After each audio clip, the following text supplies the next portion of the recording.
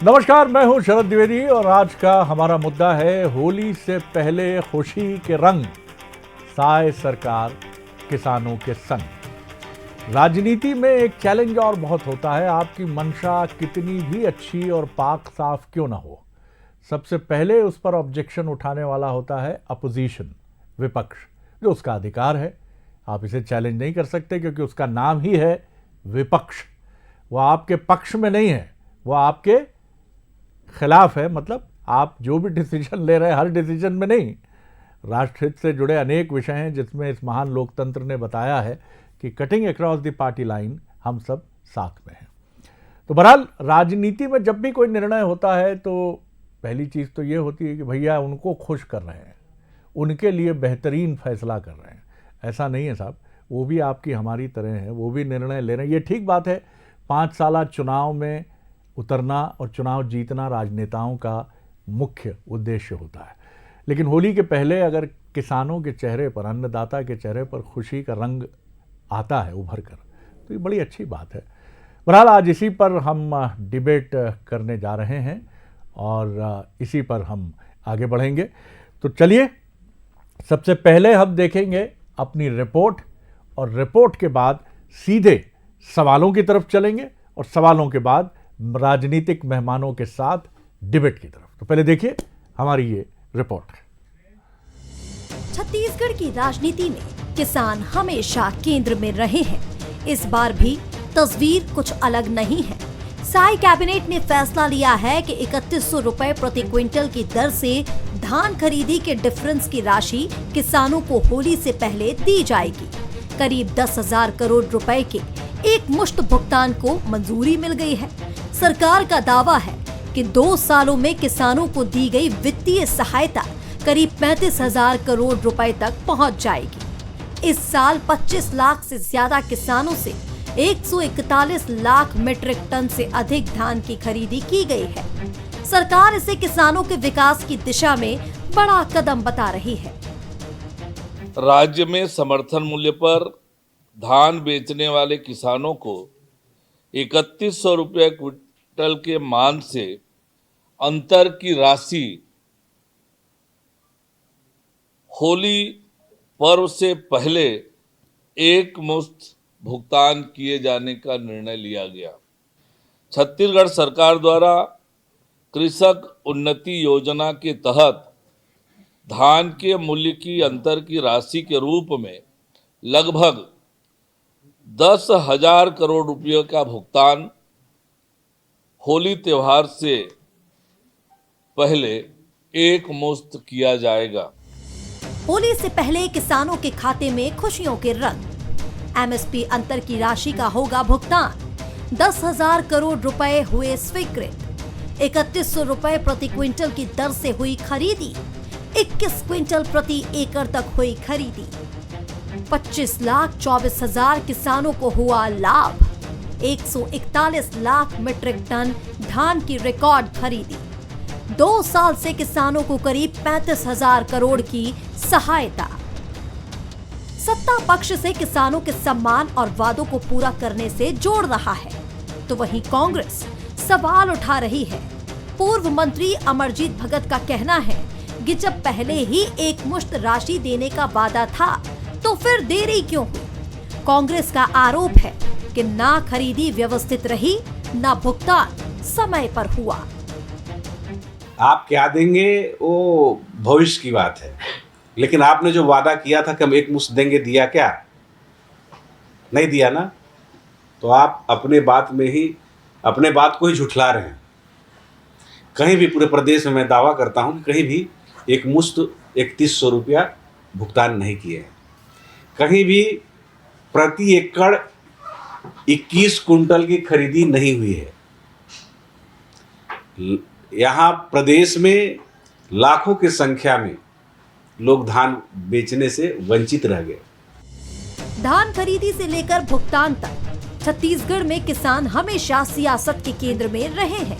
अब जब सरकार होली से पहले किसानों के खाते में पैसे डालने जा रही है तो इसे बड़ा तोहफा बताया जा रहा है। अब सवाल ये है कि इस फैसले से भरोसा मजबूत होगा या सियासत। फिलहाल इतना तो तय है कि होली से पहले किसानों के संग साय सरकार खड़ी नजर आ रही है, तो सियासत भी पूरे रंग में है। गौरव शुक्ला, बंसल न्यूज, रायपुर। चलिए तो बढ़ते हैं सीधे सवालों की तरफ। क्या होली से पहले किसानों को पैसा देकर, डिफरेंस की राशि देकर केंद्र सरकार, छत्तीसगढ़ की सरकार कोई मास्टर स्ट्रोक जैसा स्ट्रोक खेलने जा रही है? T20 वर्ल्ड कप चल ही रहा है। क्या MSP की अंतर राशि का पेमेंट निश्चित समय सीमा में पारदर्शी तरीके से होगा? पूरी ट्रांसपेरेंट प्रोसेस से हो जाएगा मुकम्मल? इस कदम से किसानों का भरोसा मजबूत होगा या सियासी बहस, आरोप प्रत्यारोप वाली बहस और तेज होगी? जो मेहमान हैं, चलिए सीधे उनकी तरफ रुख करते हैं। हमारे साथ हैं KS चौहान साहब, हैं प्रदेश प्रवक्ता हैं भारतीय जनता पार्टी के। बहुत स्वागत करता हूं चौहान साहब आपका। और उनके साथ हैं सत्यप्रकाश सिंह, जो कांग्रेस से जुड़े हैं और सीनियर स्पोक्स पर्सन हैं, उनका बहुत स्वागत है।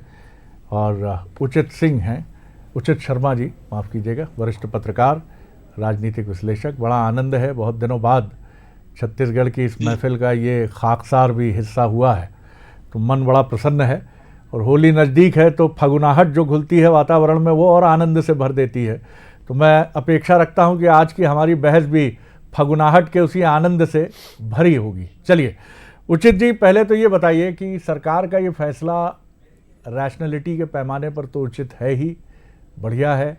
आप 3100 रुपये की डिफरेंस राशि दे रहे हैं और दावा ये भी है कि 10,000 करोड़ रुपए इसके माध्यम से बाज़ार में किसानों की जेब में आएंगे, और किसानों की जेब में आएंगे तो बाज़ार भी गुलजार होगा। अब तो अमेरिकन थ्योरी यही कहती है कि आप बाज़ार में पैसा दे दीजिए तो इंडेक्स भैया भी खुश हो जाएंगे, निफ्टी भी फड़फड़ाने लगेंगे, वो भी आगे बढ़ने लगेंगे। कैसे देखते हैं आप इस कदम को तमाम पैरामीटर्स पर? जी सर जी, नमस्कार। बहुत अच्छा लगा आपको देख के। मुझे मेरा भी एक आग्रह था कि आप जो है एक तरीके के बोनस की तरह कि साल में एक बार हमारे पास ना आइए, महतारी बंधन की तरह हमेशा से आप मिलते रहे, यही गुजारिश है आपसे। नहीं, मुला बहुत अच्छा लगी और मैं हृदय से प्रयास करिस कि मैं मौजूद रहीस। बिल्कुल जी, आपका स्वागत है जी। ये बात तो सच है कि जैसे जिस तरीके से आप अगर रूरल इकोनॉमी को ग्रोथ जब तक करेंगे नहीं, तब तक वो इकोनॉमी आपकी किसी भी प्रदेश की बढ़ेगी नहीं। जाहिर सी बात है कि जिस तरीके से आप पैसा छोड़ेंगे, रूरल इकोनॉमी ग्रोथ होगी तो देश की अर्थव्यवस्था, प्रदेश की अर्थव्यवस्था सुधरेगी, ये जाहिर सी बात। ये अर्थव्यवस्था के लिए ये बहुत आवश्यक भी था। लेकिन सवाल यहाँ है कि राजनीति, भारतीय जनता पार्टी का वादा था, वो अपने वादे के अनुसार चल रही है। बस ये है कि एक मुश्त या अब एक साथ या इंस्टॉलमेंट में, ये तकलीफें उठ रही है और इसी पे राजनीति हो रही है। लेकिन जाहिर सी बात है कि बहुत बड़ा एक वर्ग है जो 25 लाख हमारे किसान है, 145-150 लाख टन हमारे धान की खरीदी होती है, तो ये ह्यूज है, बड़ा सेटअप होता है। इसका बड़ा सेटअप है इनका। आप देखिए हम लोग तो लगभग 150 लाख टन खरीद रहे हैं, हमारे पड़ोसी प्रदेश जो है उसका आधा खरीदता है, 71 लाख। उड़ीसा की अगर आप बात करें तो ह्यूज डिफरेंस तो होता है, क्योंकि लेकिन वादा था, वादा कर रहे हैं, तो इसमें राजनीति होना लाजिम है। लेकिन जो इस तरीके से कर रहे हैं वो केवल और केवल कोरी राजनीति है। वो किसानों को पैसा जा रहा है, किसान खुशहाल है। कितने दिन तक खुशहाल अब रहेंगे, क्योंकि यही लेटर एक शरद जी मैं आपको बताऊं कि अभी भी 2 दिन पहले कैबिनेट सेक्रेटरी ने केरला को पत्र लिखा है कि आप MSP से ऊपर किसी तरीके का आप लाभ या बोनस नहीं दे सकते। अब वही चीजें अगर यहाँ हुई तो आगे क्या होगा भगवान जाने, क्योंकि ये कितने दिनों तक चलेगा ये बोनस जैसी चीजें हैं। क्योंकि पिछली बार जब भूपेश सरकार थी तो अभी ये इशू आया था, तो उन्हें दूसरे नाम से ये करना पड़ा था। ये बोनस शब्द का इस्तेमाल हम कर नहीं सकते, या गाहे बगाहे ब्लैक से व्हाइट से पीछे से आगे से हम इसे दे नहीं सकते। कितने दिन तक चलेगा और कितने दिन तक लाभ मिलता रहेगा, इस पे भी प्रश्न चिन्ह लगा है। अब देखिए, लेकिन मैं अभी कहूँ सर जी बिल्कुल उचित जी, लेकिन किसानों की जो माली हालत है वो किसी से छिपी नहीं है। हम तमाम दावे करें, सरकारें बदलती रहती हैं, लेकिन खेती अभी भी लाभ का धंधा नहीं है। इन परिस्थितियों में अगर अन्नदाता को, माफ़ कीजिएगा, भले ही बैकडोर एंट्री से ही, वहाँ से भी अगर कोई मदद होती है तो होनी चाहिए। और उसमें अगर हम पीछे से देखेंगे कि उसमें कोई अड़चन लगे या उसमें कोई नियमावली देखें, या फिर आजकल एक परंपरा हो गई है सुप्रीम कोर्ट चले जाइए, अब कोर्ट तो अपने लॉ के पैरामीटर्स पे देखेगा उसको, तो ये भी नहीं होना चाहिए। किसान की मदद तो होनी ही चाहिए। मैं लौटता हूँ आपकी तरफ। सत्यप्रकाश जी, भगत साहब कह रहे थे, मैं देख रहा था कि पूरे प्रदेश में कहीं नहीं मिल रहा है। वो ये भी कह रहे थे कि डिफरेंस की राशि भी नहीं मिल रही है, खरीदी में भी समस्या है। कांग्रेस के नेता ये जब बात करते हैं तो उसके साथ उनके पास क्या प्रमाण होता है, वो क्या बात करते हैं? आप ठीक है किसानों के हक में अगर ये बात कर रहे हैं, मैं ये नहीं कहता, जैसा उचित जी ने कहा कि इतने बड़े स्तर पर जब आप खरीदी करते हैं तो उसमें स्वाभाविक है कुछ जगह चूक होना या मैन पावर की कमी, ये घटनाएं आती हैं, लेकिन पूरे प्रदेश में कहीं नहीं हो रहा है, कुछ नहीं हो रहा है। इसके लिए क्या है आपके पास कहने के लिए? क्या सब्सटेंशियल कोई एविडेंस है आपके पास? जी देखिए शरद जी, एविडेंस के हमको दिखाने बताने की ज़रूरत ही नहीं। आपके प्रतिष्ठित चैनल पे चले हैं, किसान आत्महत्या कर रहे थे कि नहीं कर रहे थे जब खरीदी चल रही थी, आप बताइए। और देखिए जैसे अभी उचित शर्मा जी ने बोला, आप बोल रहे कि इतनी बड़ी खरीदी में थोड़ी बहुत गलतियाँ होती हैं, तो मैं देखिए ये इन्हीं के समय क्यों होती है, मुद्दा ये रमन सिंह सरकार के, मेरे पास पूरा डाटा है, 10-15 साल में अगर देखें तो हर साल पिछले साल की खरीदी से अगर तुलना करेंगे तो कम खरीदी होती थी, और वही अब हो गया। मात्र 2 या 3 साल खरीदी पिछले साल की तुलना में ज़्यादा हुई है, जो चुनावी साल था। मगर वही जब हमारी सरकार थी 5 साल, 5 साल खरीदी बढ़ती गई, क्यों? और अभी भी वही है, पिछले साल की तुलना में फिर खरीदी कम है। इसीलिए इनके 15 साल में 50 लाख मीट्रिक टन प्रति वर्ष औसतन खरीदा गया, और हमारे 5 साल में 93 लाख मीट्रिक टन प्रति वर्ष खरीदा गया औसतन। तो ये इनके समय भी दिक्कत क्यों आती है? और हमने नहीं कहा। अब देखिए कितनी आत्महत्या हो रही है, जब खरीदी हो रही थी कोई जहर खा रहा था, कोई अपना नस काट रहा था, तो ये सब चीजें सामने है। और इसी के तहत यही अव्यवस्था की वजह से ही आप जब एग्रीटेक पोर्टल भी शुरू हुआ, उसमें भी लगभग 5 लाख किसान नहीं अपना पंजीकृत करा पाए, क्योंकि एग्रीटेक पोर्टल जिस तरह से था, ना कभी खुल रहा है, बंद हो रहा है, ऑफलाइन नहीं मिल रही है, 5 लाख किसान वहां छूट जाते हैं। और खरीदी कम होने की वजह से 7.5 लाख किसान, अगर मैं पिछली बार की तुलना करूं तो 7.5 लाख किसान तो वैसे छूट जाते हैं, मतलब लगभग 7,130 करोड़ रुपए का भुगतान छूट गया। 23 लाख टन धान खरीदी नहीं हुई, और पंजीकृत में भी 2.5 लाख जो पंजीकृत किसान थे उनका धान नहीं खरीदा गया। तो ये तो सामने है। और अभी सरकार ने कुछ देर पहले जो वीडियो वायरल हुआ, डाटा जो जारी किया गया, उसमें खुद ही दिखा रही है, सरकार खुद बता रही है कि कहां पे कमी आई है, हर जगह कमी थी। तो ये हम थोड़ी ना बोल रहे, ये तो सामने सब चीजें हैं। और हम बस ये चाहते किसानों को उनका हक मिलना चाहिए, जो हम अगर कर सकते थे 5 साल में, तो ये क्यों नहीं कर सकते? और ये इनके 15 साल में भी होता था, 15,000 किसानों ने आत्महत्या की थी, और वही फिर से चालू हो गया। तो इनके ही कार्यकाल में ऐसा क्यों? लक्ष्य की प्राप्ति क्यों नहीं होती है? लक्ष्य भी छोड़ दिए, पिछले साल से आगे क्यों नहीं बढ़ते हैं? तो ये कहीं ना कहीं किसानों को ठगने का कार्यक्रम है। और सबसे महत्वपूर्ण, मोदी की गारंटी कहां है? एक मुश्त देंगे, कहां खरीदी होगी वहीं पे बैंकों का काउंटर खोल के तुरंत भुगतान करेंगे, वो कहां है मोदी की गारंटी? तो ये चीजें सामने है जी। लेकिन सवाल ये भी है सत्यप्रकाश जी कि कोई भी सरकार अपने नंबर बिगाड़ना चाहेगी? जैसा आप दावा कर रहे हैं कि आपकी सरकार के समय खरीदी बढ़ती चली गई, ठीक है, ये दावा बीजेपी भी कर सकती है, लेकिन क्या कोई भी सरकार किसी प्रक्रिया को, किसी योजना को इसलिए चलाती है कि उसके नंबर कम हो जाए और किसानों के बीच में उसकी भद्द पिट जाए? नहीं शरद जी, देखिए जी, बोल लीजिए। नहीं शरद जी, ये सरकार का नीति यही है, नियत यही है। रमन सिंह सरकार ये बात नहीं समझ आती, बोल के उचित शर्मा जी बैठे बता देंगे, 1400 से 1500 में खरीदी होती थी जी। और दूसरा, मैं बोल रहा हूं, दूसरी बात कहीं ना कहीं क्योंकि उद्योगपतियों को देना है ना, आप नंबर की बात। दूसरी बात ये है कि आपने आलोचना को हथियार बना लिया। आप अगर दावा कर रहे हैं 5 साल में कुछ बड़ा, एक प्रेजेंटेशन लेकर अपने किसी सीनियर किसान नेता को भेज देते सरकार के पास कि भैया अगर सुनना चाहते हैं तो हमारी सुन लीजिए, हमने इस तरह से खरीदी प्रक्रिया को अचूक बनाने की कोशिश की थी, हमसे अगर आप कुछ लेना चाहते हैं प्रदेश के किसानों के हित में ले लीजिए। चलिए चौहान साहब का जवाब सुन लेते हैं, सारी बातें सुनी हैं चौहान साहब आपने, अब बिंदुवार बढ़िया उत्तर दीजिए जी। बहुत बहुत नमस्कार शरद जी, आपके धन्यवाद। दिनों बाद आपसे भेंट हो रही है जी जी।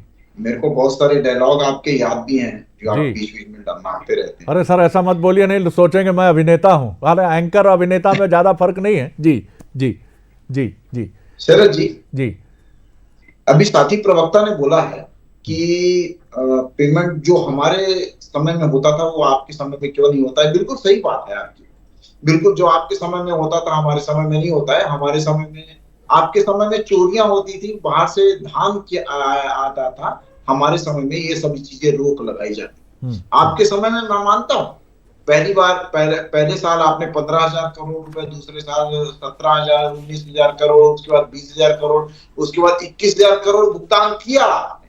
18,500 करोड़ रुपए सालाना आपने एवरेज भुगतान किया।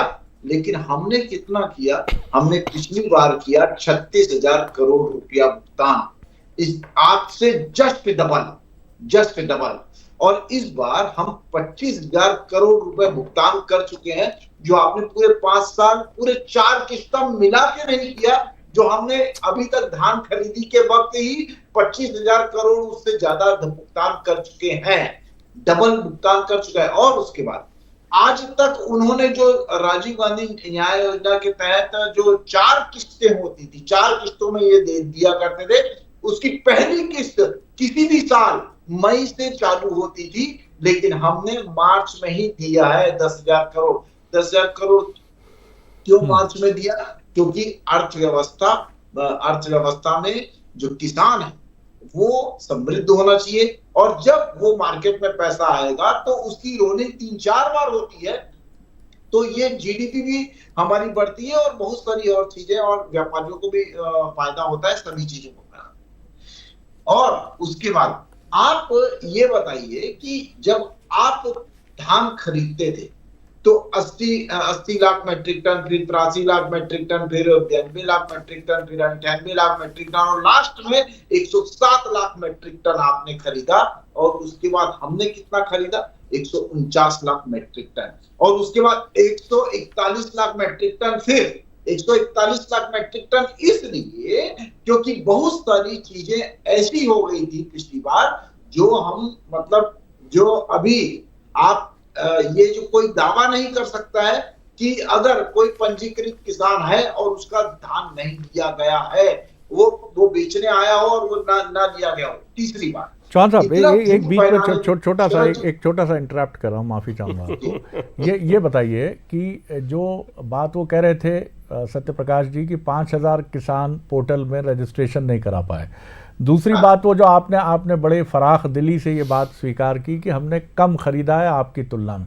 तो आपका ये कहना है कि आपकी प्रोसेस अचूक, ट्रांसपेरेंट और सच्ची रही है, इस वजह से ये कम आंकड़े दिख रहे हैं कांग्रेस के समय? जी शरद जी, इन लोगों से कहां कम खरीदा? इन लोगों से तो हमने 1.5 गुना खरीदा। 1.5 गुना इन्होंने एवरेज कितना खरीदा? इन्होंने एवरेज खरीदा पूरे साल भर का निकालेंगे तो 92 लाख मेट्रिक टन, और हमने तो डबल खरीदा। इस बार भी आप लगाएंगे तो 141 लाख मेट्रिक टन, लगभग 1.5 गुना है, 1.5 गुना से भी ज्यादा है। और किसानों के हित कहीं भी दांव पे नहीं लगे, किसानों के हित कहीं भी दांव पर नहीं लगे, उनको प्रॉपर।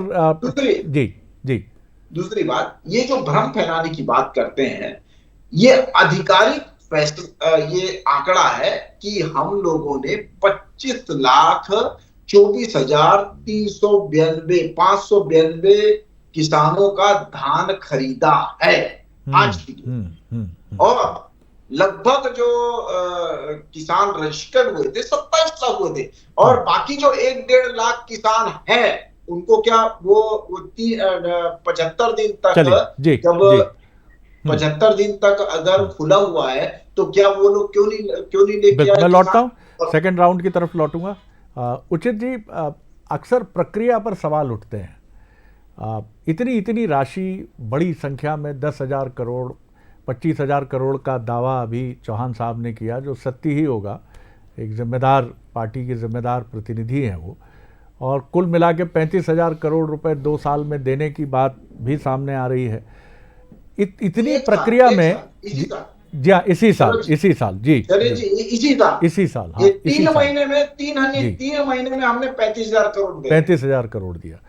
इसी प्रक्रिया को और अचूक बनाने के लिए एक छोटा सा हम्बल सबमिशन है कि आईआईटी हैं हमारे यहाँ, इसका अगर बहुत छोटा सा अंश भी खर्च करके इस प्रक्रिया को और ज़्यादा, क्योंकि जब से डीबीटी डायरेक्ट बेनिफिट की स्कीम्स लागू की हैं सरकारों ने, बहुत किसानों को फ़ायदा हुआ है, बीच के बिचौलिए हटे, सीधे उनके खाते में पहुंचती है। आपको क्या लगता है कि इस तरह की चीज़ें जब होती हैं तो आमतौर पर किसानों की जो चुनौती होती है, तकलीफ होती है, वो मेनली यही होती है कि हमें, जैसे 5,000 किसान का आंकड़ा दे रहे थे सत्य प्रकाश जी की, उनसे खरीदी नहीं हो पाई। आपको इसके चैलेंजेस क्या लगते हैं? एक न्यूट्रल एक एक्सपर्ट के नाते आपसे ये समझना चाहूँगा मैं। जी मुझे मेरी कुछ सवाल भी हो, कुछ चिंताएं थी सारा जी, जो मैं बिल्कुल शेयर करना चाहूँ अपने इस टीवी चैनल पे। कि अब चिंता ये है कि हमारी धान की फसल के कारण हो क्या रहा है सर जी। जो भोपाल में हम लोग अपने मित्रों को, साहबों को भेजते थे, जो सुगंधित धान हमारे यहाँ होती थी, जिसको हम दिल्ली, बॉम्बे या आपके जैसे परिचित लोगों को हम रायपुर से अगर भोपाल भेजे जी तो हाँ, वही जी हाँ। भेजते थे, वो उसकी देवभोग, कमी वाह। हो गई। जी जी उसकी कमी हो गई। हो क्या रहा है कि उसके हमको किसानों को उसका लाभ नहीं हो पा रहा है। वो उसकी यील्ड बहुत कम आती है, 8 क्विंटल आती है 1 एकड़ में, और इसी को ही ये धान जो हम सरकार को बेचते हैं इसका 18 और 20 आती है। तो वो उसकी कमी हो गई है। वो मात्र 15-17 हजार में हो रहा है। तो उसके दाम जो कभी हम आप लोगों को जो चावल भेजते थे सुगंधित छोटे छोटे से, जिसमें जवा फूल है, तुलसी भोग है, तुलसी मंजरी है, बादशाह भोग है, नगरी का दुबराज है, इसकी पैदावार खत्म हो रही है और ये 150 रुपए किलो पहुंच गया है। तो आप और हम जो चावल, जो मिडिल क्लास के लोग या एलिट मिडिल क्लास के लोग खाते हैं, वो उसकी बड़ी तकलीफें हो गई। दूसरी चीज कि चावल के बम्पर खरीदी के, ये हमारी चावल की बम्पर शरद जी, बम्पर पैदावार है, बेहतरीन पैदावार नहीं है। अब इसको समझिएगा, बम्पर और बेहतरीन। जो मैं आपसे चर्चा कर रहा था वो हमारी बेहतरीन पैदावार है, जो मैं आपको भेजता था, या आप जैसे लोगों को भेजने के हम भेजते अपने दोस्तों को, रिश्तेदारों को, कि हमारी खास उपज है, वो अब खत्म हो गई। मतलब कुल मिला के छत्तीसगढ़ अपनी जो मूल पहचान थी वो खत्म हो रही है। दूसरी चीज कि इसके अलावा जो दलहन तिलहन है, उसमें 19 फसलें हमारी नुकसान में जा रही है, उसमें फायदा नहीं है, हमको इंपोर्ट करना पड़ रहा है। तो वो हमारी तकलीफ है, जो डेमोग्राफी है, चीजें है थाली की, वो बिगड़ गई है। इसके दुष्परिणाम भी देखिए। दूसरा, अभी अभी हमारी सरकार को अतिरेक में खरीदे गए धान जो सड़ी सड़ी हुई, या हमने उसको एथेनॉल के लिए भेजा, उसमें लगभग 8-9 हजार करोड़ का हमको नुकसान भी हुआ।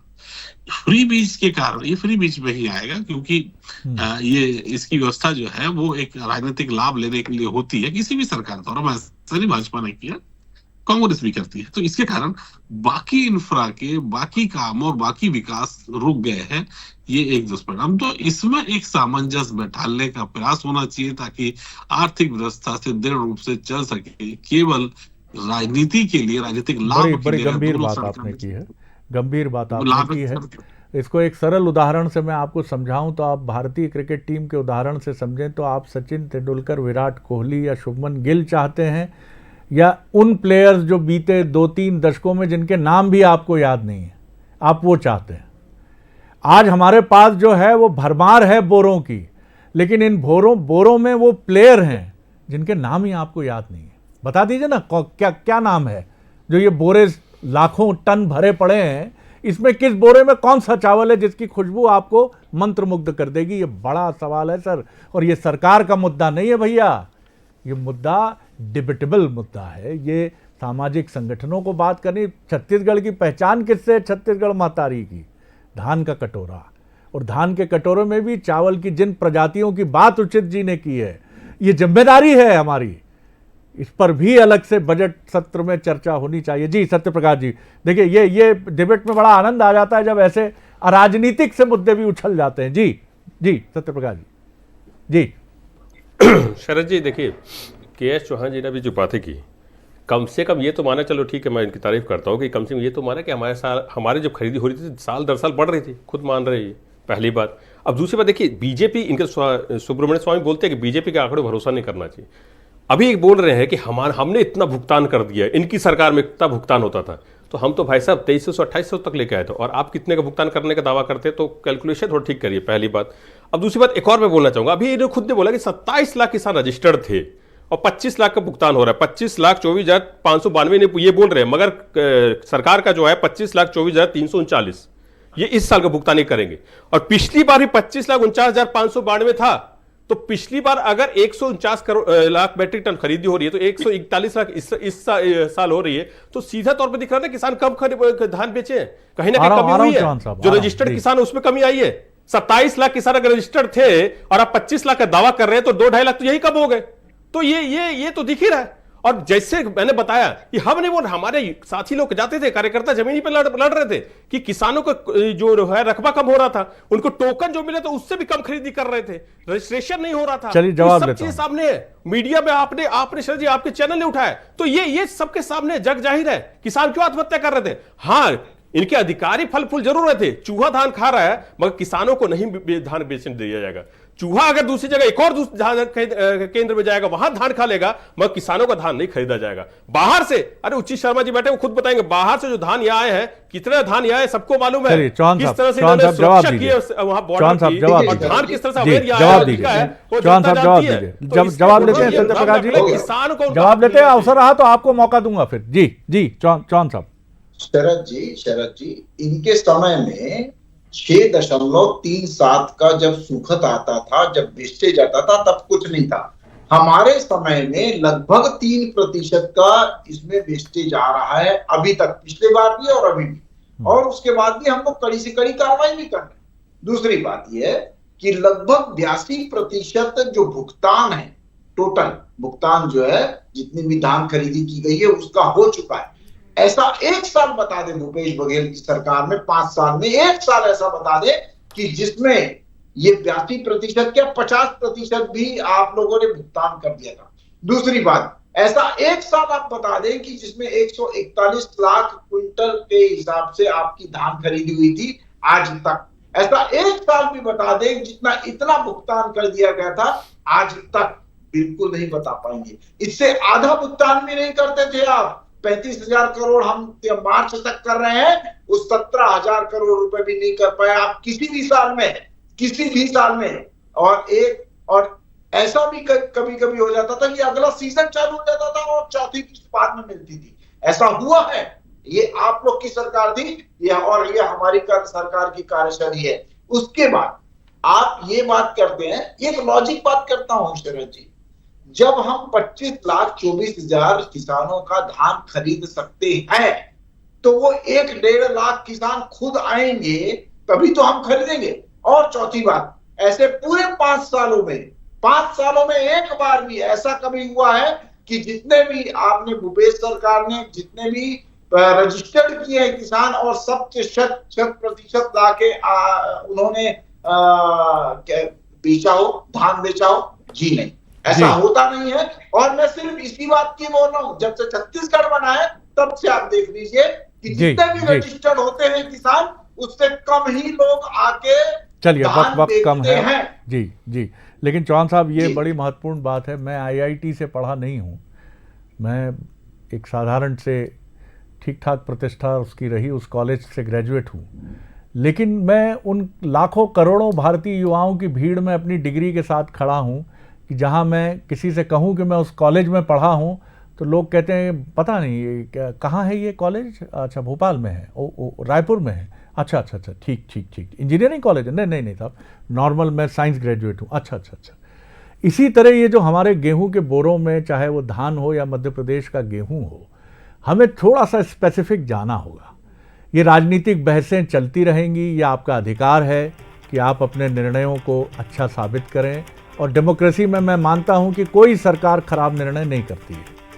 हाँ, ये ज़रूर है कि जनता ही डिसीजन करने वाली है, लेकिन हमें ये देखना होगा कि किसान सेलेक्टिव भी हो, वो ऐसी चीज़ भी चुने, फसल चक्र भी उसका इस तरह से हो कि इस धान के बाद वो क्या ले पाएगा आसानी से, किस तरह से वो अपने को एक वैज्ञानिक खेती की तरफ ले जाएगा।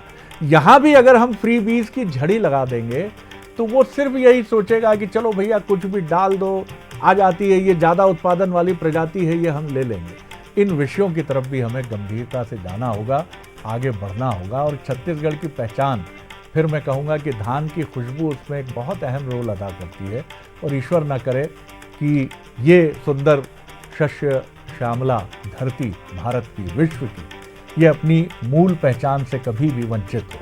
बहुत शुक्रिया कि आज की बहस में आपने बिना अपना स्वर ऊंचा किए हुए तथ्यों को आधार बनाया और बहुत विनम्रता से लेकिन दृढ़ता से अपने पक्ष को रखा। आप तीनों मेहमानों का बहुत बहुत धन्यवाद।